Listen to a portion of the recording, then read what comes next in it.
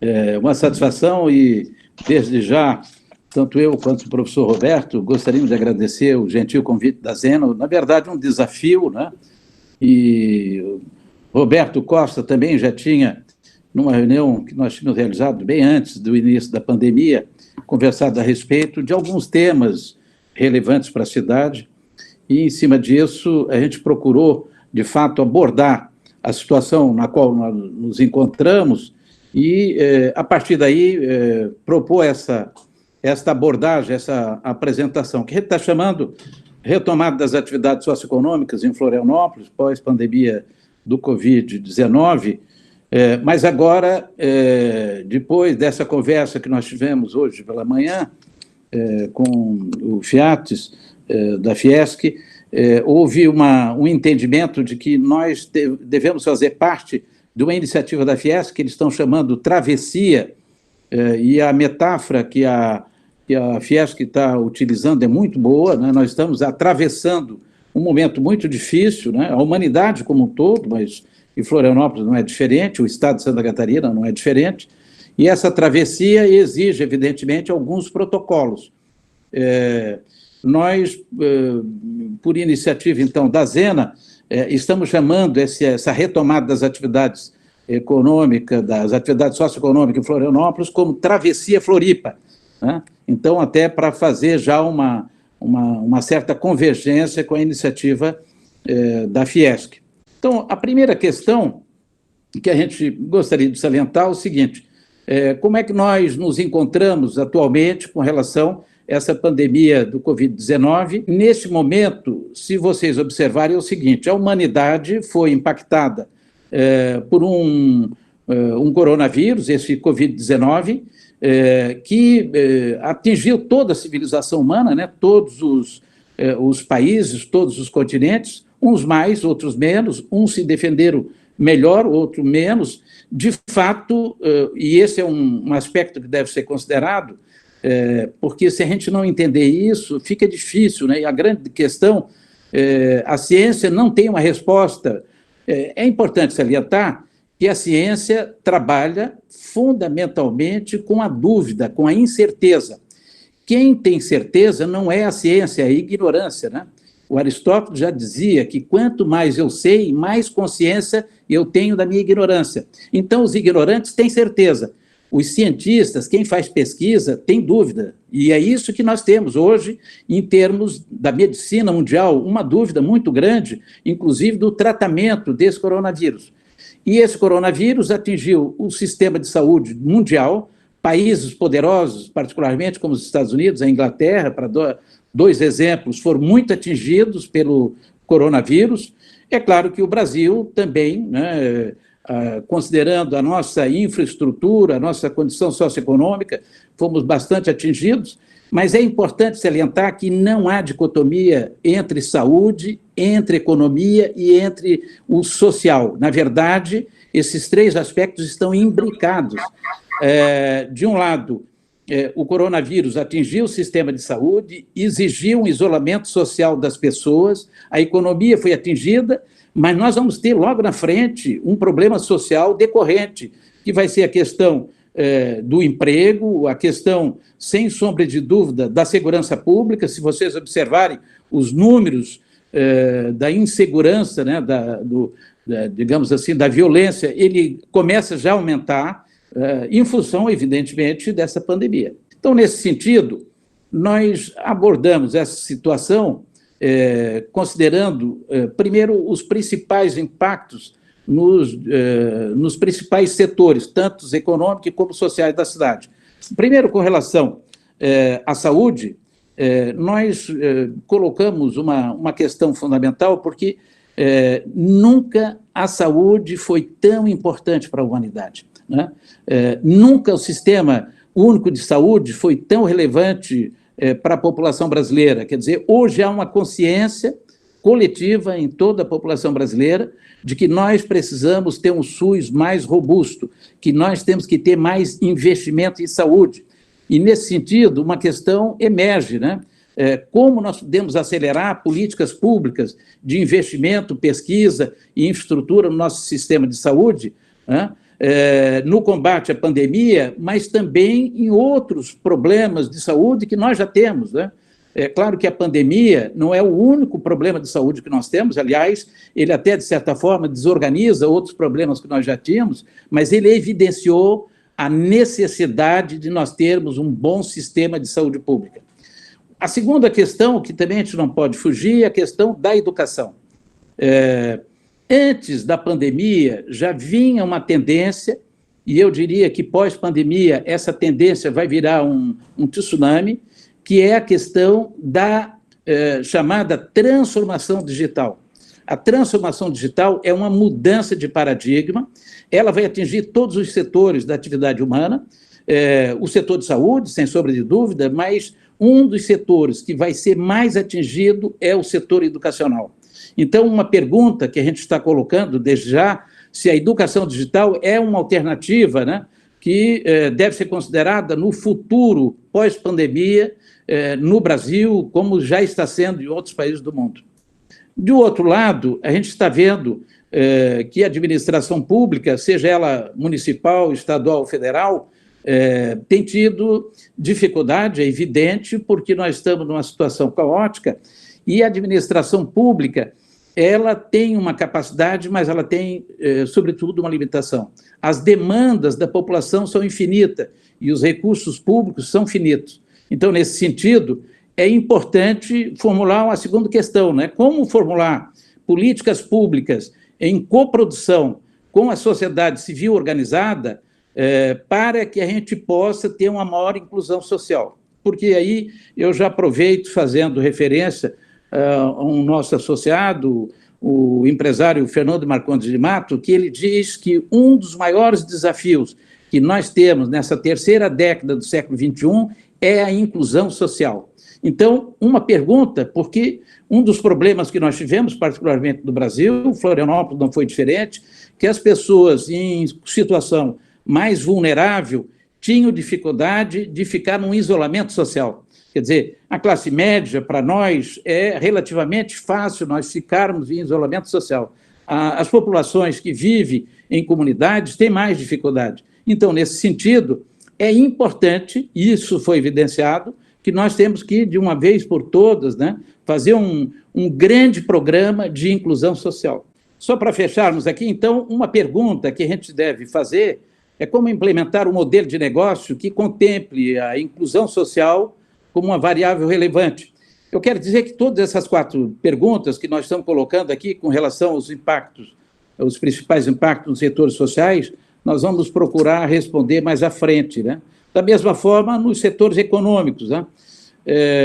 Primeiro, do ponto de vista da retomada da economia como um todo, uma pergunta que a gente poderia formular é como retomar as atividades econômicas pós-pandemia de forma sustentável, em um contexto que vai ser, com toda certeza, recessivo, né? Hoje, o Banco Central baixou em 0,75% a Selic, né? Isso mostra que, de fato, nós estamos numa situação econômica muito próxima de uma depressão, e é claro que isso pode provocar uma alta taxa de desemprego, que já se configura também, não é? Uma segunda questão, Florianópolis tem 3 setores importantes, né? O setor comercial, o setor de turismo e o setor de tecnologia. Para o setor comercial, a grande questão que a gente colocaria é como esse setor pode garantir a sua sustentabilidade pós-pandemia. O setor do comércio, ele foi muito atingido e, sem sombra de dúvida, vai ter uma transformação que nós, um pouco mais à frente, vamos salientar, com a transformação digital, porque muitas pessoas se habituaram a fazer compras online. Então, isso é uma questão que esse setor deve levar em consideração. No que diz respeito, particularmente, ao turismo, né, como o setor do turismo pode contribuir para a geração de empregos na retomada das atividades socioeconômicas pós-pandemia do Covid-19? O turismo, de todos os setores de atividade econômica, o turismo foi o setor mais atingido no mundo todo. E em Florianópolis não poderia ser diferente, né? Desde o transporte aéreo, o transporte, digamos, o navio de cruzeiro, hotéis, restaurantes, digamos, toda a parte de shows, teatro, cinema, tudo isso foi literalmente atingido, né, de forma muito grave.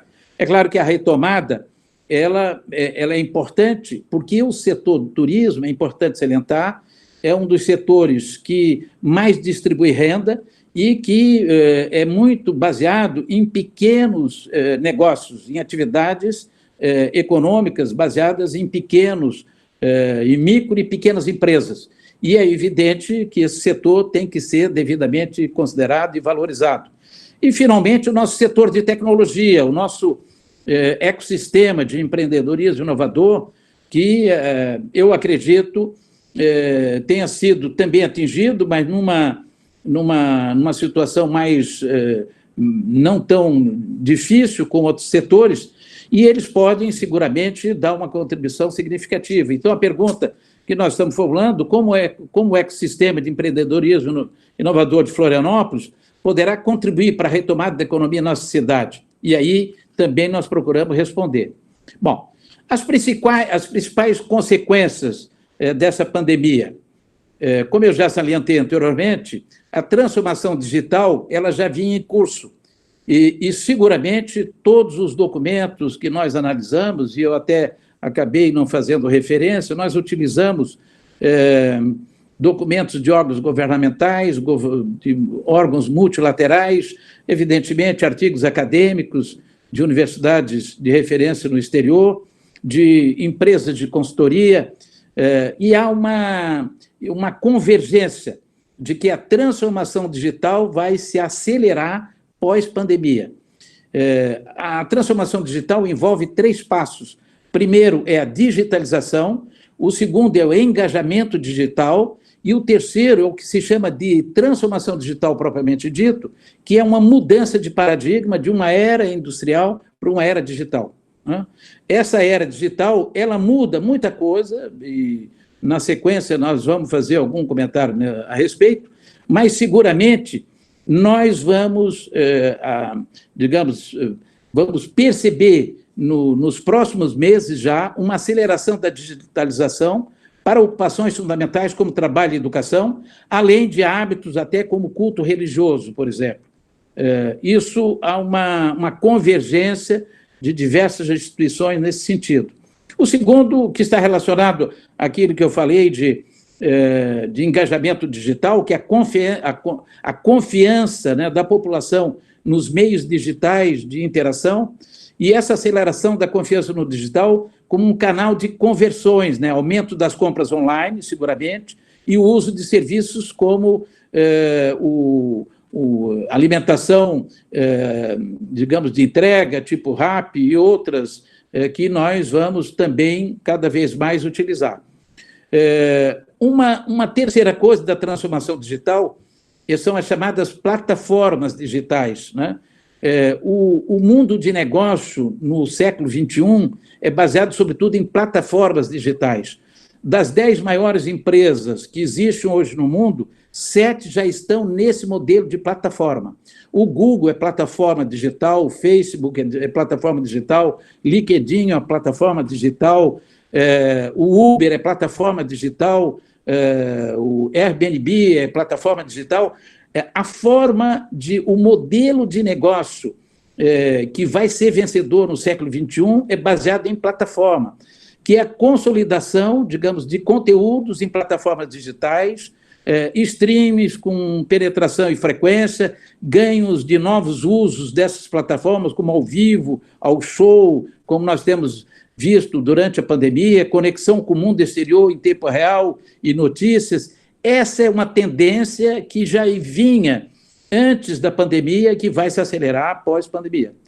Por outro lado, uma questão que a gente vai observar é o problema de pobreza e de consumo, né? Há seguramente um empobrecimento da população mundial. Segundo os documentos, 50% da população vão ser fortemente atingidas, vão ser fortemente impactadas pela pandemia. Vai existir uma escassez e uso mais racional de recursos, que deve equilibrar a euforia por consumo por conta de uma demanda reprimida, e isso é importante salientar, porque algumas atividades vão ser retomadas de forma mais rápida, outras de forma mais lentas. Não obstante, o shopping tem sido aberto, o nível de compra ainda está relativamente baixo. É claro que aumentou em relação ao mês passado, que o shopping estava fechado, mas ele ainda está longe daquela anterior, daquela venda anterior. Ainda, agora mais especificamente no setor de saúde, o que os documentos falam é que há um possível ganho de peso populacional, até porque as pessoas ficaram enclausuradas, estão, de certa forma, se alimentando, com pouco exercício, com pouca, digamos assim, mobilidade, e isso aumenta os problemas de saúde. Muitas pessoas, né, a população, de uma forma geral, que tinha algum tipo de doença crônica, deixou de ir aos hospitais com medo do coronavírus, mas, evidentemente, essa doença não desapareceu, ela pode aparecer de uma forma mais grave logo ali na frente. A população também pode ter problemas emocionais em consequência dessa pandemia, né? Há aumento de problemas de autoestima também, segundo muitos artigos, muitos documentos que a gente conseguiu levantar. E uma possível mudança de referência em relação à beleza, né? Evidente, porque as pessoas, particularmente as mulheres, mas também os homens, deixaram de ir no salão de beleza durante um tempo, né? Então, isso nós mudamos, digamos assim, começamos a ver que existe um outro padrão que antes a gente não conhecia até. E provável aumento de demanda por academias. É isso que se fala com relação a essa questão da saúde, de uma forma muito, muito resumida. Em relação à família, o que se observou na China, por exemplo, pós-pandemia, é um aumento significativo do número de divórcios, que pode também se reproduzir aqui no Brasil. Claro que, na medida que eu fico enclausurado num tempo maior junto, digamos assim, sem poder sair de alguma forma, isso acaba criando um problema de relacionamento, né, para quem já tinha, de certa forma, um problema de relacionamento.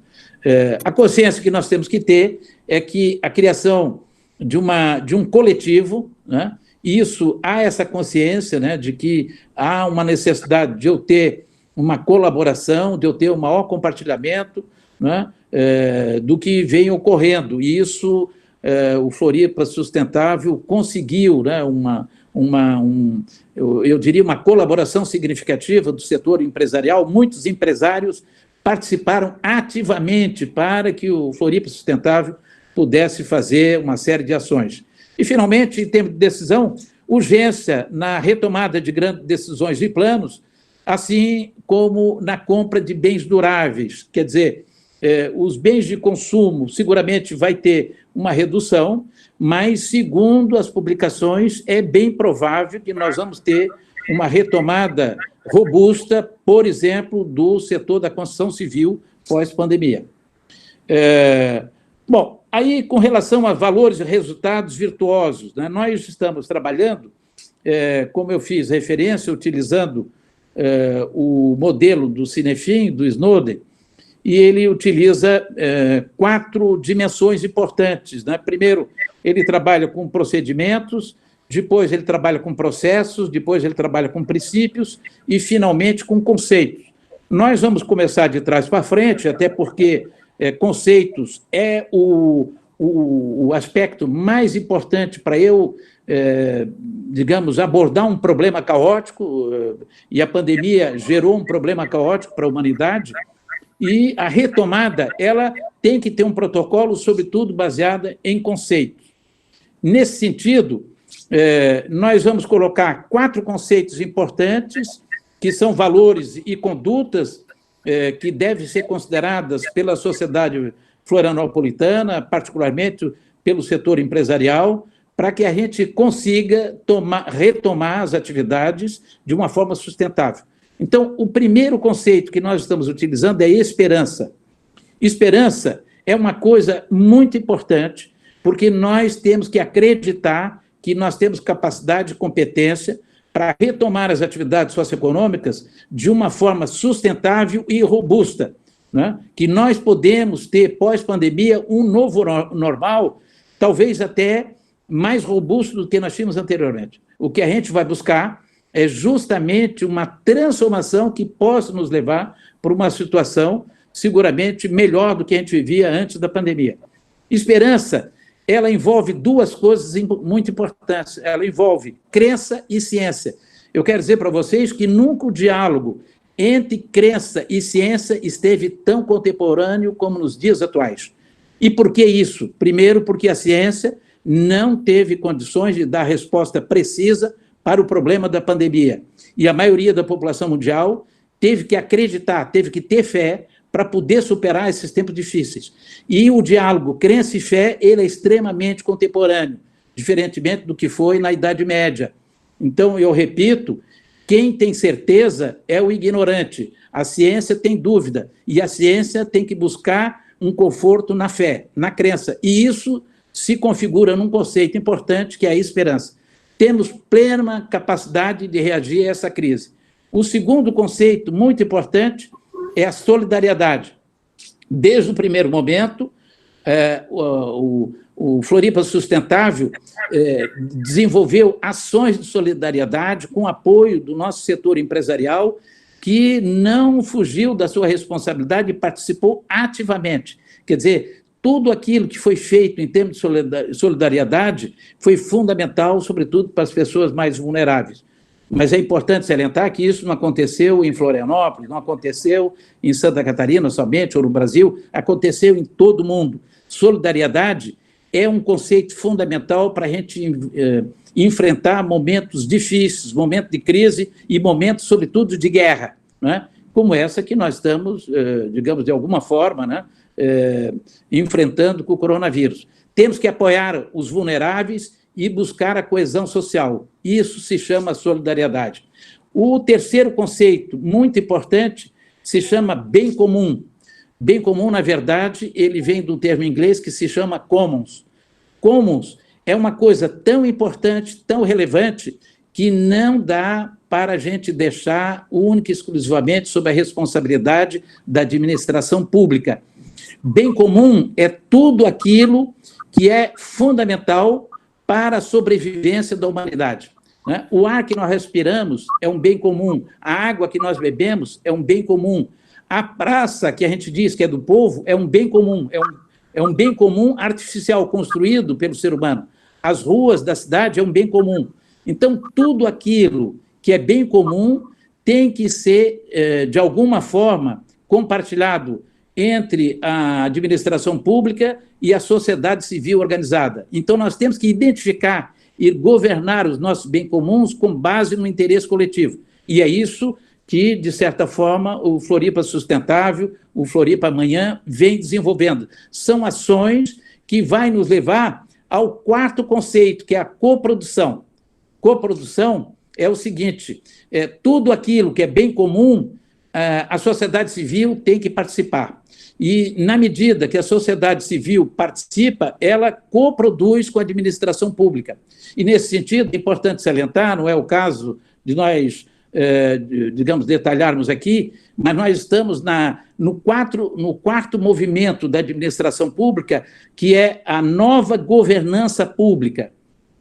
A burocracia enfatizou a eficiência, a nova administração pública, a eficácia, o novo serviço público, a efetividade, e a nova governança pública vai enfatizar a relevância, como o serviço público pode ser relevante para a população. Então, todos nós somos responsáveis pelos resultados que nós iremos alcançar, ainda que tenhamos papéis distintos, né? A iniciativa pública tem o seu papel, a iniciativa privada tem o seu papel, e a sociedade civil organizada tem o seu papel, mas nós temos que coproduzir conjuntamente para termos em nossa cidade uma situação mais sustentável, com melhor qualidade de vida para a nossa população.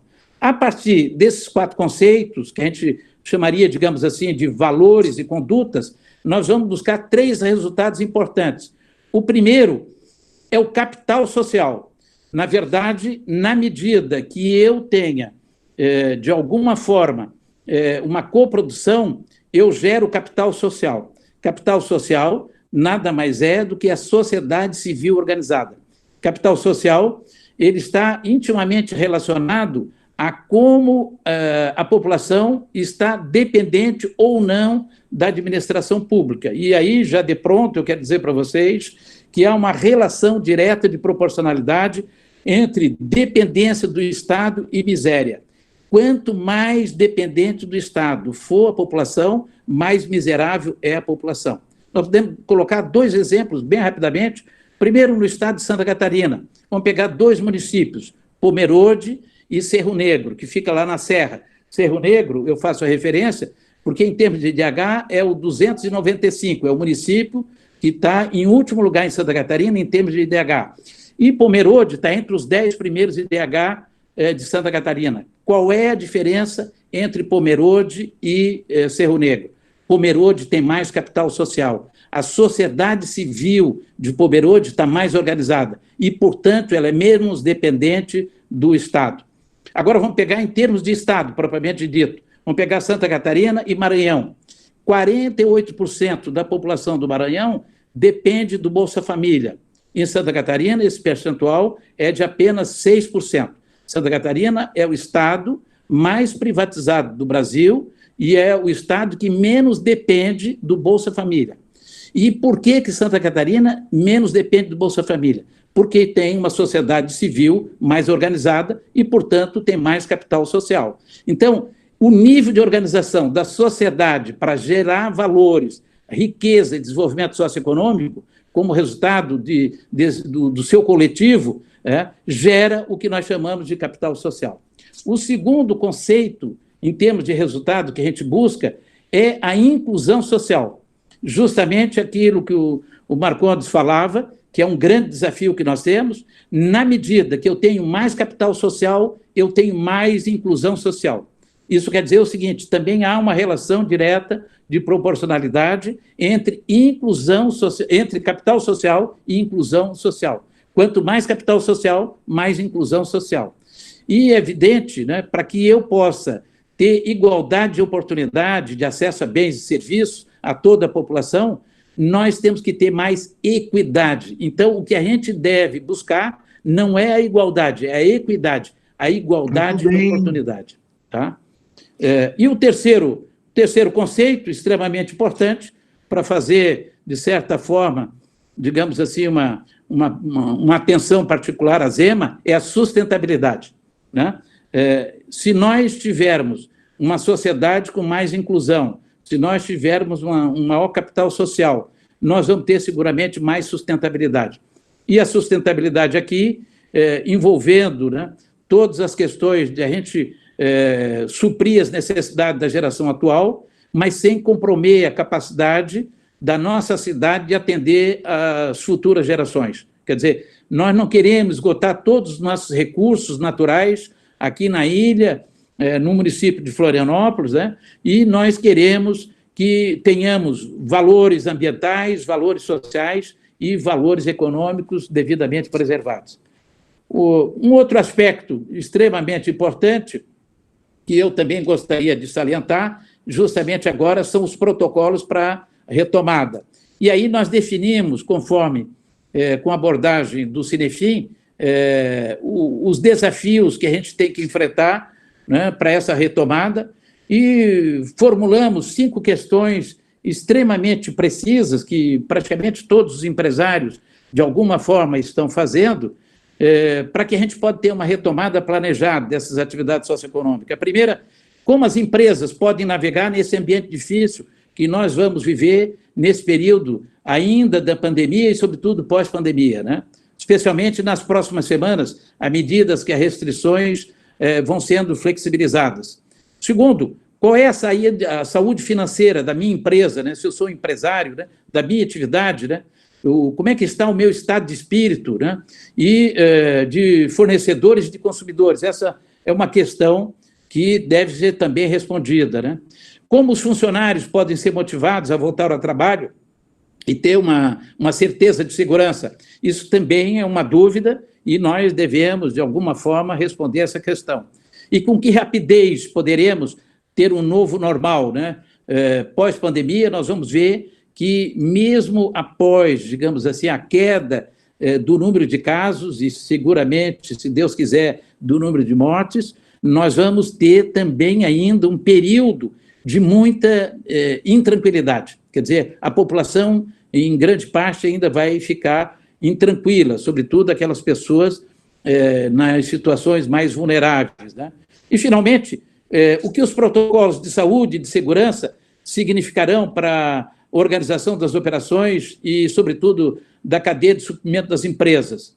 Essas 5 questões a gente procura responder, né, com os protocolos, e por isso que a gente resolveu utilizar esse modelo do Cenefim, né, para que vocês entendam.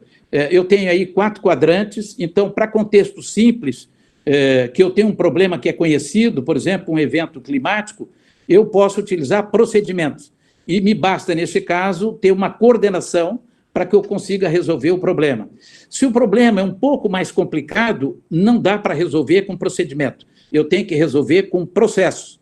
Os processos, mapear, por isso que as organizações mapeiem os seus processos organizacionais para poder fazer uma boa gestão, fazer uma melhoria contínua, fazer o chamado Kaizen, melhorando, digamos assim, entregando mais valor para os seus clientes. Neste caso, eu tenho uma situação que é conhecível, mas ela não é conhecida a priori. E, neste caso, eu posso, para eu resolver, eu tenho que ter processos devidamente mapeados e tem que ter cooperação. O modelo Cenefim, ele salienta que, na medida que a complexidade vai aumentando, por exemplo, um acidente aéreo é uma coisa imprevisível, é um contexto complexo. Nesse caso, não dá para utilizar um protocolo baseado em procedimento ou processo, eu tenho que utilizar princípios. Quer dizer, para resolver um incidente aéreo, já tem princípios devidamente mapeados, que são baseados numa coordenação, mas, sobretudo, numa colaboração de equipe, né? O nosso pessoal da Defesa Civil utiliza muito isso, né? Quando a gente tem, digamos assim, um incidente muito grave, né? Que deve ser tratado. E, finalmente, numa situação caótica, num contexto caótico, como o que nós estamos vivendo, que é o caso que tem uma incerteza muito elevada, como é o caso da pandemia, nós temos que utilizar conceito. E, nesse caso, eu tenho que trabalhar em coprodução. A responsabilidade não pode ser nem do governo federal, nem dos governos dos estados e nem dos governos municipais. Tem que ter uma coprodução muito bem integrada, que, infelizmente, no Brasil nós não tivemos, mas isso é fundamental para eu enfrentar uma situação desse tipo. E, muito mais ainda, para sair dessa situação, tem que ter esse tipo, digamos assim, de coprodução. A partir disso, nós definimos, então, primeiro, em termos de procedimentos, né, que é o primeiro andar da escada, 6 questões que são de natureza individual. E aí, falando diretamente para quem é empresário, a primeira questão que o empresário tem que entender em termos de procedimento, em termos pessoais, é adaptar o seu modelo pessoal. Isso quer dizer o seguinte: o modelo que ele tinha, a sua, digamos assim, visão que ele tinha antes da pandemia, ele tem que entender que ela tem que adaptar à nova realidade. Ele não pode pretender administrar o seu negócio da mesma maneira que ele vinha administrando antes da pandemia. Ele tem que adaptar, né, o seu modelo mental. O seu modelo mental está relacionado justamente à forma como ele vê o negócio. A segunda questão importante em termos de procedimento, ele tem que redefinir, na verdade, a sua intenção. Quer dizer, aquilo que ele tinha como objetivo antes da pandemia não vai mais se configurar pós-pandemia. Então, ele tem que redefinir a sua intenção. Ele tem que encontrar, e no documento nós detalhamos como isso pode ser feito, né? Como é que eu posso adaptar o meu modelo pessoal e como é que eu posso redefinir a minha intenção. Eu tenho que regular minhas ações. Eu não posso tomar ação, digamos, intempestiva. Eu tenho que ter bom senso, né? Cada vez mais, o bom senso vai fazer parte da atividade de um empresário. Se antes já era importante, pós-pandemia, isso vai ser mais importante ainda. Uma palavra-chave que está vindo, digamos assim, com muita força, é o procedimento número 4, que em inglês se chama mindfulness, que, de fato, é praticar a meditação. Isso é importantíssimo, né? Antes de eu agir, eu tenho que meditar. A Ásia está indo para frente em relação ao mundo ocidental, porque na cultura asiática a meditação já é milenar. E é importante que a gente entenda isso. E por que isso está acontecendo? É porque na era industrial as pessoas trabalhavam com as mãos, trabalhavam com o corpo, as pessoas eram mão de obra. No século XXI, cada vez mais, nós vamos ser cérebro de obra. Nós teremos que tomar decisão baseado na cabeça. E, nesse sentido, eu tenho que meditar. A grande diferença que o ser humano tem em relação aos outros animais não é a capacidade cognitiva, como a gente pensava. As máquinas dotadas de inteligência artificial também vão criar conhecimento. A coisa que nós temos diferente dos outros animais e das máquinas dotadas de inteligência artificial é a espiritualidade.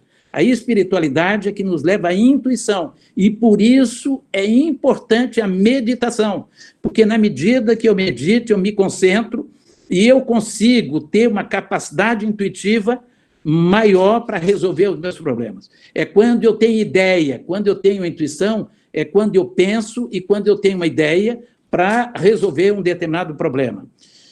Um outro ponto importante, eu tenho que atualizar minhas perspectivas. O meu negócio, que vinha, digamos, numa velocidade, ele pode aumentar a velocidade ou, evidentemente, ele pode reduzir de velocidade. Eu tenho que atualizar, após a pandemia, as minhas perspectivas. Isso não tem problema algum, não é? O país tem que fazer isso, o Estado de Santa Catarina tem que fazer isso e, particularmente, a nossa cidade também tem que fazer isso. Mas isso, em nível mais individual, é fundamental. E, evidentemente, eu tenho que gerenciar as minhas energias, porque, sem sombra de dúvida, uma das coisas que a pandemia atingiu a população em geral, as pessoas em geral, é o esgotamento de energia.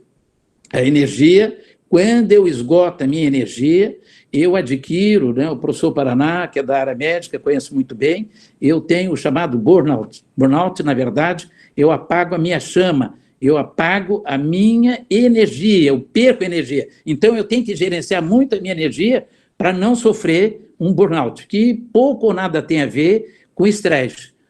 Inclusive, em algumas, digamos assim, a abordagem médica é tratado como a mesma coisa, mas não é a mesma coisa. Estresse é uma coisa, burnout é outra coisa. Totalmente diferente, para utilizar a expressão do manezinho da ilha. Subindo um pouco a escada, vamos para o lado do processo. Agora eu saio do nível individual e vou para o nível mais organizacional, para o nível da empresa. É importante, a primeira coisa que toda micro, pequena e média empresa, e também grande empresa, tem que fazer, é um novo planejamento estratégico. Mas não dá para fazer um planejamento estratégico tradicional. Eu tenho que fazer aquele planejamento estratégico que as empresas de tecnologia já fazem há muito tempo, que é o Sprint, que é uma sigla em inglês, que para cada um é o passo desse planejamento. Isso quer dizer o seguinte: em 1, 2 semanas, eu posso fazer um replanejamento das minhas atividades empresariais para, primeiro, dimensionar a minha capacidade de receita, para projetar a minha demanda, para renovar o meu plano de marketing, que vai ser fundamental, a renovação do plano de marketing, revigorar o comércio eletrônico, porque o comércio eletrônico ele veio para ficar e ele vai se ampliar de forma significativa com a transformação digital. Eu tenho que utilizar o tripé do marketing, preço, promoção e portfólio, né? Nós já estamos vendo no shopping que já tem uma onda de promoção significativa, porque para eu vender eu tenho que fazer promoção. E o fundamental, neste momento pós-pandemia, em termos empresariais, eu tenho que coproduzir com o cliente. Nunca o cliente foi tão importante. E se falando de administração pública, nunca a população foi tão importante. Quer dizer, eu tenho que, tratando, né, numa administração pública, a população como cliente, trazer a população para coproduzir com a administração pública. Em se tratando de iniciativa privada, trazer o cliente para coproduzir. Eu tenho que estar muito próximo do meu cliente se eu quiser sobreviver nesse momento de pós-pandemia. No terceiro nível, subindo um pouquinho mais a escada, eu vou para o nível dos princípios. Os princípios, eu saio do nível organizacional, no procedimento eu trabalhei mais no nível individual, no processo no nível organizacional, no nível empresarial, e nos princípios no nível mais público, da administração pública municipal, estadual e federal. E aí, 4 questões importantes. Primeiro, nós temos que redirecionar a nossa capacidade produtiva. Né?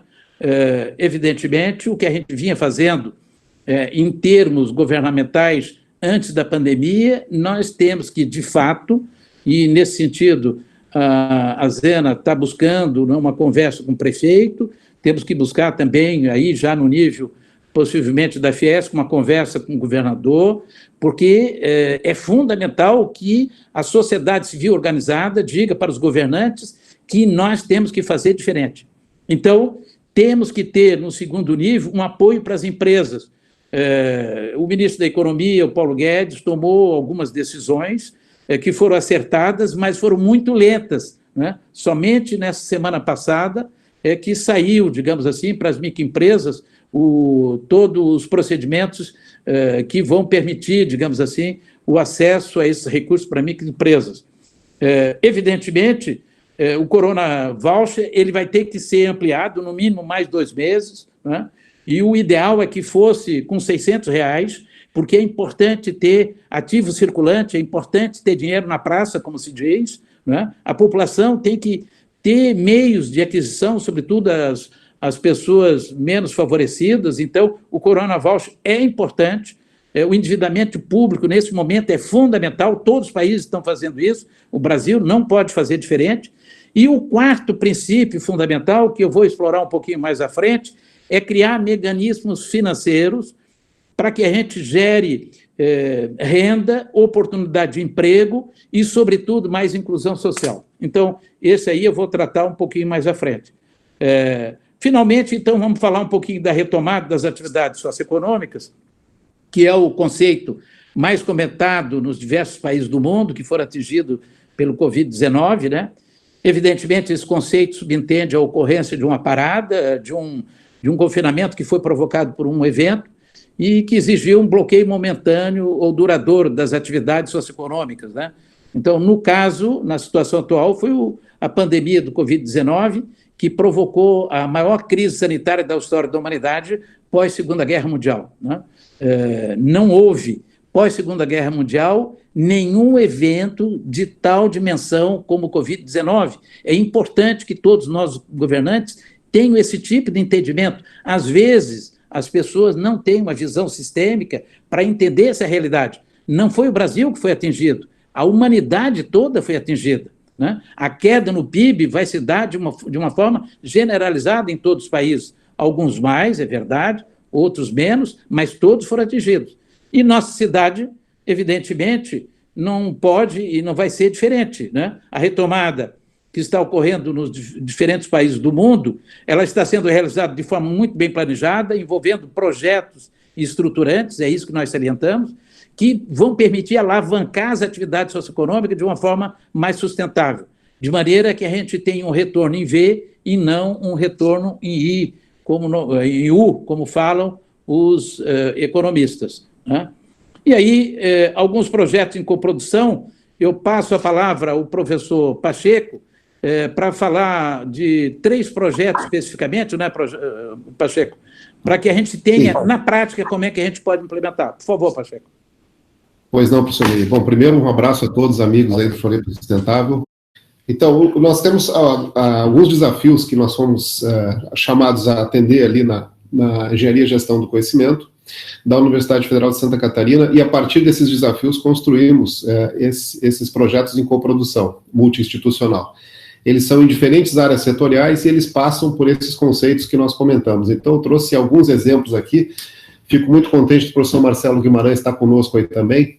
E esse foi um dos desafios mais recentes, trazidos, e olha, nós começávamos a discutir antes, né, a dificuldade dentro da linha de desafios de como é que nós vamos formar esses jovens nos novos desafios do século XXI. Esse problema chegou à Universidade Federal como um desafio vindo do centro do ecossistema aqui de Florianópolis. Como que nós colocaríamos 2 formações nos primeiros semestres de diferentes cursos da universidade, tanto da UDESC quanto da UFSC, para que os jovens tivessem uma formação em contraturno, em geração de produtos inovadores e serviços inovadores para as empresas da região, e também o conceito de sustentabilidade e com aplicação nessas empresas. foi feito um projeto multi-institucional, coordenado aí pela Fundação CERT, pela Federação das Indústrias, e nós fizemos aí um pool de parceiros contratados pelas empresas desejosas de que esses jovens fossem formados dentro dessas duas linhas. Para alcançar esses jovens, nós tivemos a parceria com a Federação das Empresas Júnior, né? Foram 20 empresas júnior, tanto da UDESC quanto da UFSC, de diferentes cursos, e em contraturno, ali vocês veem as fotos, nós fizemos um programa de formação por competências, em que professores mais profissionais do mercado atuaram em duplas. Esses jovens eram patrocinados pelas equipes das empresas, e no final eles criaram projetos que resultaram aí numa economia para essas empresas de 5.000 quilowatts de energia, 5.000 litros de água, né, na redução de resíduos, 4 toneladas de resíduos a menos também, a partir das ideias que tiveram nesse programa que a gente chamou Programa Sapiência e o Método Alexandria de neoaprendizagem. Hoje aplicamos esse método aqui nos projetos de universidade corporativa. Então, foi realmente uma coprodução com resultados, e o resultado, para mim, o Marcelo acho que concorda comigo, o mais impressionante foi os depoimentos desses jovens depois nas redes sociais sobre o resgate deles na crença de que a universidade pode fazer a diferença de fato, ainda muito antes de sair da universidade. O próximo... Foi transformador, Roberto, foi transformador para todo do ecossistema. E para nós que participamos dele também, né? A gente saiu diferente do outro lado. Com certeza. O próximo projeto, professor Neri, esse está em andamento. Esse foi um desafio aqui da Fundação Araucária, que é a FAPESC do Paraná, né? Quando houve aí a posse do novo governo, a Fundação Araucária nos desafiou a fazer um novo projeto de como planejar e fomentar ciência, tecnologia e inovação. Não mais como um programa linear, em que você tem um orçamento, faz um plano e busca a oferta ou a demanda da comunidade científica, mas sim que você já envolve desde o início, desde a identificação do desafio, o alinhamento do orçamento e a definição de onde você vai investir e acompanhar o que você está fazendo, como um think tank, né? Então, a Fundação Araucária fez essa modificação, esses são os NAPs, são os novos arranjos de pesquisa e inovação. A partir de plataformas digitais, nós já buscamos as competências de uma temática, formamos o planejamento do que será um edital, e esse edital já sai com os desafios que o Estado do Paraná colocou. Ali são alguns NAPs já em andamento, né? Agricultura, pecuária, abastecimento, saúde e biotecnologia, empreendedorismo inovador, transformação digital, as energias renováveis e sustentáveis e a cadeia automotiva. E, claro, com isso também a Fundação Araucária não fica sozinha no processo de orçamento. Ela envolve as secretarias setoriais e você tem as hélices tríplices colocadas, ou quádruplas, né, para cada área de fomento e planejamento. São 6 meses de programa e tem feito aí uma modificação no processo de lançamento do papel da fundação, né? Normalmente a gente vê as fundações de apoio como um órgão que recebe o orçamento e faz uma programação linear do que vai investir. Aqui não, ela passa a ser um think tank de coprodução, e os resultados iniciais já têm sido muito motivadores aí para essa sequência desse programa. No próximo projeto, esse é um projeto, a deputada Ângela estava conosco até bem pouco tempo, vem de um financiamento da sua emenda parlamentar, para que nós levemos a 20 municípios de Santa Catarina a formação em agentes municipais nos ODS, os Objetivos do Desenvolvimento Sustentável. Nós vamos trabalhar em parceria com a Universidade de São Paulo, com o Instituto de Estudos Avançados, e a ideia nos próximos 12 meses é formar equipes de agentes municipais com formação em planejamento, controle e legislação, para poder tanto mapear a situação atual quanto o acompanhamento e futuro dos ODS. Os ODS não acontecerão sem a municipalização e sem a interiorização. Esse é o grande desafio, de fato, para eles. Agora, para isso, precisa formação de profissionais e precisa engajamento. Então, o CEURS, que é a capacitação em estudos urbanos para a área de sustentabilidade, ele tem um modelo que estamos desenhando para a Universidade de São Paulo, que será replicado nos próximos estados a partir do ano que vem, também por emendas parlamentares, né? Então, já estão aí previstos o CEURS de São Paulo, de Goiás, de Pernambuco e Amapá, e também Salvador, né, o da Bahia. E a ideia é a gente começar esse ano aqui por Santa Catarina, com 20 municípios catarinenses com essa formação. Portanto, em plena coprodução, contamos muito aqui com Floripa Sustentável, Floripa Amanhã também nessa caminhada dos CEURS. Antes desses projetos, eu não poderia deixar de citar aqui, principalmente os parceiros que estão também conosco, o primeiro, a área de turismo, né? Há um tempo atrás, aí, quando o secretário Vinícius estava no Ministério do Turismo, e também à época, a Zena deve lembrar, procuramos e tivemos a ajuda do Floripa Sustentável, havia o Plano Nacional de Turismo, e a ideia era como você fazer esse planejamento envolvendo todo o trade e fazer esse descido para as áreas de patrimônio histórico, para as áreas de eventos. Então, a Universidade Federal de Santa Catarina, mais a Federal do Paraná, construíram esse processo, e isso foi aplicado, e hoje a definição, legislação e formatação que o Ministério utiliza nasceu daquele programa lá de 2014. Também aí com a parceria com o Instituto Stella e com a DOT, e nós fizemos um programa com a Enagro, que é a Escola de Agricultura do Ministério da Agricultura. Ali o desafio era você fazer a formação dos 11 mil técnicos da agricultura, já olhando as áreas de atos de competência no Brasil, no setor agropecuário e de abastecimento. Então foi feito um grande programa de levantamento das competências necessárias, dos hiatos de formação, e com as plataformas digitais de capacitação criamos o Conecta, que foi a plataforma para a entrega desses cursos para o Ministério da Agricultura. Novamente, um arranjo de coprodução, tendo aí a definição de qual é o bem comum, em cada projeto desse existe isso, né? E aí a gente passa a ter os atores institucionais trabalhando em rede para chegar àquele bem comum. Esses são programas já executados, né? Na verdade, boa parte do que o professor Neri trouxe aí de valores e de métodos, a gente foi construindo ao longo dessa caminhada, e tem aplicado eles e tem feito dissertações e teses tanto na área tecnológica quanto na área sociotecnológica, né, nesse processo desses projetos. É fundamental para a universidade ter os projetos reais, né, para que esses conceitos sejam materializados. E é tão fundamental que o professor Neri vai falar agora de 10 projetos estruturantes que estão em ativo ou para iniciar também em Florianópolis. É isso, professor? Então, os 10 projetos estruturantes que nós estamos propondo, de novo, eu saliento que é estruturante, porque, de fato, eles mudam a realidade, é bem diferente de como vinha sendo feito. Alguns projetos, vocês vão ver, que já são de conhecimento, outros, de fato, são iniciativas, né, que a gente está trabalhando. Então, o primeiro projeto é baseado na esperança. Esse projeto é uma iniciativa do Floripa Amanhã. Nós estamos elaborando um documento. Esse documento é um documento de visão de futuro de Florianópolis para 2030, 2040 e 2050. Só que essa agenda do futuro de Florianópolis, nós não vamos utilizar análise de cenário tradicional, utilizando portais de site presente para o futuro. Nós vamos fazer uma coisa diferente. Nós viemos do futuro para o presente, utilizando o chamado backcast. E, para fazer isso, nós vamos utilizar os 17 Objetivos do Desenvolvimento Sustentáveis. Nós vamos tratar isso como indicadores, monitorar esses indicadores.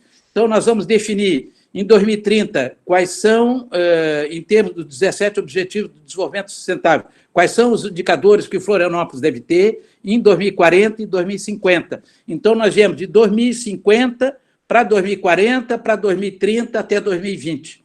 E, baseado numa tese de doutorado, de uma doutoranda, que foi orientanda, melhor dizendo, do professor Roberto, a Mônica, que ela desenvolveu um trabalho, excelente trabalho, que foi aplicado na Colômbia, em Medellín, na Colômbia, e que deu origem à criação de uma startup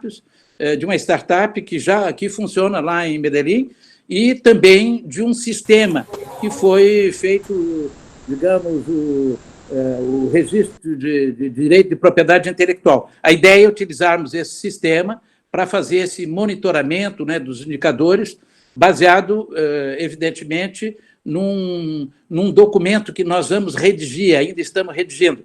O documento ele tem 3 horizontes. Eu faço uma retrospectiva de Florianópolis, o que é que permitiu que Florianópolis chegasse onde nós estamos, o que é que foi estruturante, né, para utilizar o termo projeto, no passado, para trazer Florianópolis para os dias atuais, fazer um diagnóstico da realidade atual e, justamente, utilizando esse backcasting, trazer o futuro para o presente. O que é que nós temos que fazer agora para nós chegarmos nessa cidade?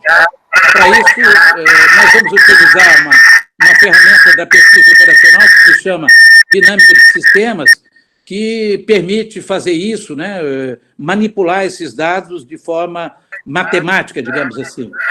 O segundo projeto estruturante, que o Floripa amanhã também já vinha discutindo, junto com o Floripa Sustentável, era um projeto que já vem da Fundação CERT, que era o chamado, digamos, o projeto Sapiens Centro, que agora o Floripa amanhã está chamando de Distrito 48 Floripa, que é a revitalização do Centro Histórico de Florianópolis.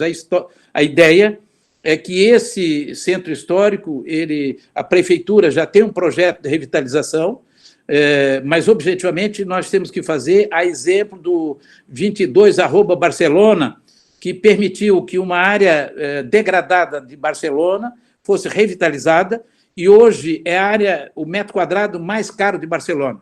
Para isso, a gente tem que fazer um estudo de viabilização de ocupação desse espaço urbano, mas é fundamental que, nesse espaço, as pessoas possam morar, possam trabalhar e possam se divertir.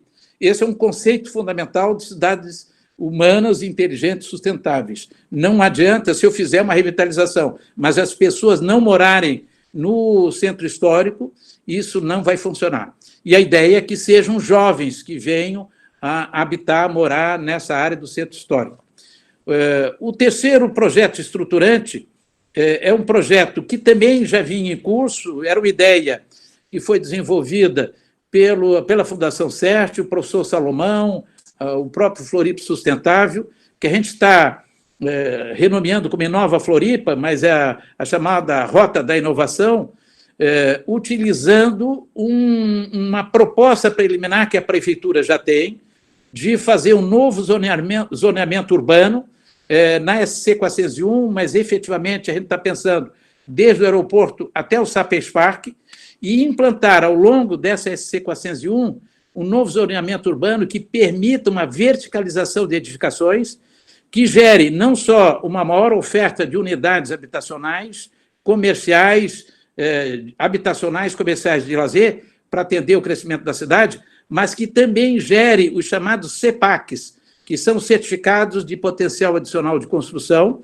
conforme previsto na Lei Federal de 2001, a 10.257, que estabelece as diretrizes gerais de política urbana. Então, a ideia é que a gente faça isso e inicie, de fato, de trás para frente, de novo, utilizando o conceito do backcasting. A ideia é que a gente comece no Sapiens Park. E, nesse sentido, é importante que a gente mude o modelo de negócio do Sapiens Park. Por quê? Não há possibilidade do Sapiens Park ser viabilizado enquanto, majoritariamente, ainda for empresa pública. O que nós estamos propondo é que nós façamos um consórcio de grandes empresas de construção civil de Florianópolis, envolvendo empresas que já construíram, por exemplo, a cidade universitária Pedra Branca, que já construíram empreendimentos de grande porte, como, por exemplo, o Jurerê Internacional, e, em consórcio, a gente faz uma proposta de PPP, de parceria público-privada, com o governo do Estado, para transformar o Sapiens Park num grande empreendimento imobiliário verticalizado, também verticalizado, criando um grande centro no norte da ilha, e, efetivamente, esse projeto ele tem que permitir uma mudança também do próprio, digamos, urbanização do Sapiens Park, para permitir também que as pessoas possam morar, né, trabalhar e se divertir dentro do Sapiens Park. A verdade é que o modelo de parque tecnológico do século XX ele não se sustenta mais no século XXI. No século XXI é o conceito de cidades inteligentes. Então, o Sapiens Park tem que se transformar como sendo a grande cidade inteligente de Florianópolis, o grande centro. E isso para a retomada socioeconômica, considerando que todos os, digamos, os analistas do mercado financeiro estão dizendo, né, os fundos imobiliários vão ser os ativos mais importantes em termos de investimento. Então, nesse sentido, é importante que a gente transforme o Sapiens Park numa grande oportunidade para investimento de fundos imobiliários. Mas, para isso, é importante que uma parceria público-privada seja estabelecida em consórcio pelas grandes empresas de construção civil de Florianópolis. Um outro projeto que a gente gostaria, digamos, de viabilizar com os recursos auferidos pelos CEPACs seria um programa para zerar o déficit habitacional na ilha, ao menos, que é o Habita Floripa. Esses recursos eles poderiam ser aplicados prioritariamente em um programa de habitação popular, o Habita Floripa, que elimine esse déficit habitacional e gere um audacioso programa de inclusão social em nossa cidade. É importante salientar que, quando a construção civil vai bem, toda a economia vai bem. Se nós tivermos um audacioso, quer dizer, um programa de construção, mesmo, sobretudo, para a camada da população mais necessitada, nós vamos gerar emprego e renda. Então, a ideia, né, eu até coloquei essa figura aí como exemplo, né, sobretudo nas áreas mais degradadas, nós construirmos habitação com dignidade para a população menos favorecida, utilizando esses recursos que seriam oferidos pelo CEPAC. Um outro projeto que o Floripa amanhã já vem tocando há muito tempo e que precisa ser reativado agora após a pandemia, é o Floripa Criativa, Cidade da Gastronomia da Unesco, até porque a nossa gastronomia foi extremamente atingida pela pandemia e é claro que nós temos que retomar os espaços gastronômicos, instrutoria com ações e atividades de interesse turístico e, sobretudo, fazer uma convergência entre a parte que já vinha, né, mas agora de forma mais efetiva, entre a gastronomia e a tecnologia, num programa que o secretário Vinícius, quando era ministro, já tinha proposto e o professor Alexandre Bis está propondo o que se chama Revive Floripa. Esse Revive Floripa ele foi implementado em Portugal, que é o Revive Portugal. O secretário Vinícius tinha deixado no Ministério o Revive Brasil, mas, infelizmente, o atual governo não deu sequência. Objetivamente, é a adequação do plano diretor municipal para regramento de atividades turísticas e comerciais no centro histórico, mais a integração com o plano de gestão do patrimônio estadual e nacional, criar um conselho de gestão de centro histórico com entidades ligadas à cultura, turismo, empresas, comunidades, e esse programa ele permitiria integrar toda a área histórica de Florianópolis, mais o nosso hub de inovação, criando o que se chama os Hub Zone, né? E isto é o que existe de mais moderno em termos de turismo, e o que o secretário Vinícius, de certa forma, tem procurado implementar em São Paulo e que nós temos que sair na frente e implementar aqui em Florianópolis. E um outro projeto estruturante que aí nós já vimos trabalhando, o EGC, em parceria com a Teltec e com a Cisco, e agora estamos trazendo o consórcio da Siemens, é o IA Commons X, IA de inteligência artificial, Commons de coprodução e X de cidades humanas inteligentes e sustentáveis. Nós queremos fazer uma parceria com a CAT para criar, junto com a CAT, um Living Lab Floripa para pesquisa, desenvolvimento e experimentação em cidades inteligentes, com coprodução de empresas, organizações de P&D e o próprio governo do Estado, com efeito demonstrativo no Estado Primavera. A ideia é que nós colocaríamos, desde o Sapiens Park até o aeroporto, totens, utilizando sensores, né, que tanto a Siemens como a Cisco teriam interesse de fazer Florianópolis como uma vitrine nacional, para nós utilizarmos tudo que se possa pensar em termos de monitoramento de fluxo, de movimento, de pessoas, tudo que se possa pensar que pode ser feito por intermédio desse tipo de iniciativa. O IA Commons X foi uma proposta que nós inicialmente tínhamos elaborado para participar de uma chamada da FAPESP e do Ministério de Ciência, Tecnologia e Inovação, mas tanto a Teltec como, sobretudo, a Siemens pediram para a gente fazer fora da chamada da FAPESP, mas esse projeto deve se viabilizar nos próximos dias. Uma das coisas importantes desse projeto é que nós estamos assumindo o compromisso de criar, num horizonte de 3, 4, no máximo 5 anos, 100 novas startups focadas em cidades humanas inteligentes e sustentáveis, mas baseadas em inteligência artificial. Então, a ideia é gerarmos, digamos assim, povoarmos a nossa cidade com novas startups inovadoras e extremamente criativas.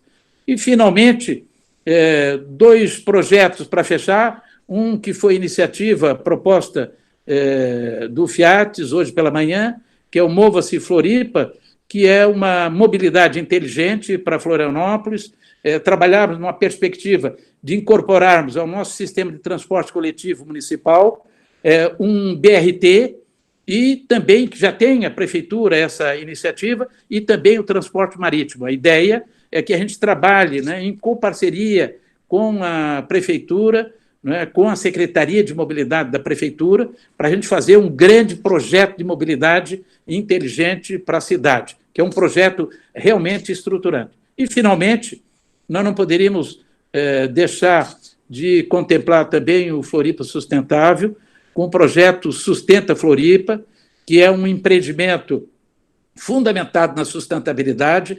A ideia seria, em coparceria com o Estado e com a Prefeitura, nós implantarmos um parque linear que viria desde a saída do túnel Antonieta de Barros até o elevado da Seta, e faríamos as 17 estações dos Objetivos de Desenvolvimento Sustentáveis. Esse parque linear ele também seria viabilizado com algumas edificações que poderiam ser construídas no aterro, na altura do Saco dos Limões. Ali a universidade tem uma área que vai buscar também uma parceria com a iniciativa privada para possivelmente fazer uma PPP para viabilizar algum tipo de empreendimento no local. A universidade tem cerca de 100 mil metros quadrados, que foi concedido pela Secretaria do Patrimônio da União, e se a universidade não utilizar essa área, ela vai perder a área. Então, a ideia é que a gente busque uma PPP.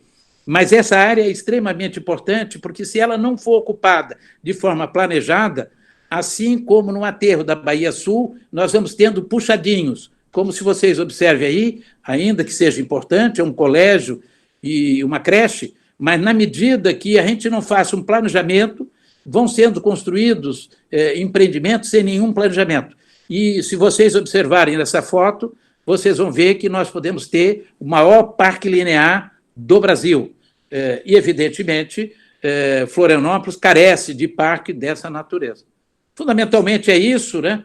Nós faríamos como considerações finais, primeiro, então, para essa retomada virtuosa em Florianópolis, nós temos alguns drives, que é a inovação, coprodução, sustentabilidade e responsabilidade social, os protocolos baseados em princípios, processos e procedimentos, e esses 10 projetos estruturantes, sem prejuízo de outros que, porventura, a gente gostaria que os empresários, os participantes desse evento aqui pudessem também contribuir. Depois a Zena também vai falar alguma coisa a respeito. E aí, algumas questões para reflexão, né? No nível pessoal, a gente gostaria de questionar quais são as nossas responsabilidades e potencialidades como cidadãos de Florianópolis na retomada das atividades socioeconômicas. Quer dizer, nós temos que ter uma consciência individual e uma consciência coletiva. É importante que a gente faça esse tipo de reflexão, seja um cidadão comum, seja um empresário. Isso é fundamental, e, nesse sentido, a gente gostaria de fazer essa chamada. O segundo, em termos mais empresariais, né? Quais são as nossas responsabilidades e potencialidades, né, nessa retomada? Quais são... É claro que toda situação de crise também tem uma oportunidade, então a gente tem que ver quais são as oportunidades que as empresas têm em Florianópolis para a retomada. E, finalmente, em termos mais governamentais, o que a administração pública deve fazer nos níveis tanto municipal, regional, estadual e federal, para que a gente possa ter uma retomada efetivamente sustentável. Essas são algumas questões para reflexão que a gente gostaria de passar para vocês aí, né? E agradecemos, digamos, já de pronto, né? E já pedindo desculpa aí pelos equívocos que a gente cometeu aí na apresentação. Obrigado.